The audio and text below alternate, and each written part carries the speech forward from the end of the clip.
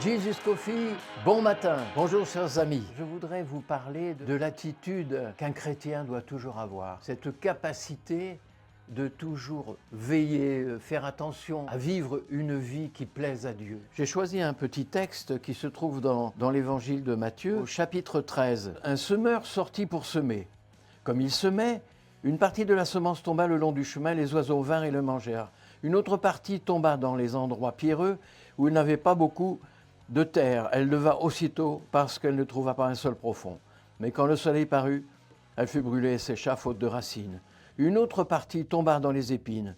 Les épines montèrent et l'étouffèrent. C'est ce dernier verset que je voulais retenir. La vie du chrétien, c'est une vie qui va devoir être une vie confrontée quotidiennement à la vie qui est autour de nous. Pour autant, nous sommes, nous, comme les autres, des hommes, des femmes, des enfants. Nous devons constamment faire attention aux paroles du Seigneur qui nous dit « Soyez toujours prêts ». Prêts à quoi ?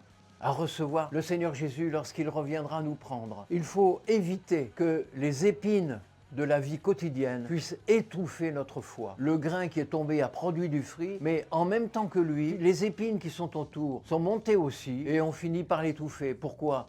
Parce qu'il n'a pas grandi assez vite, pas grandi assez fortement. Les épines, ce sont les aléas de la vie quotidienne, les aléas que l'on rencontre chaque jour. La vie n'est pas un long fleuve tranquille, contrairement à ce qu'on pourrait croire, mais au contraire, c'est une vie de lutte. Et cette lutte doit toujours nous tenir en éveil, nous porter à nous souvenir que notre Maître va rentrer bientôt, que cette semaine qui vient puisse être pour nous l'occasion de nous souvenir que nous devons nous débarrasser des épines qui nous entourent et de rendre gloire et louange à notre Sauveur, à notre Seigneur, à notre Dieu qui règne, qui est tout-puissant et qui peut chaque jour pourvoir à nos besoins. Bonne journée et commencez déjà.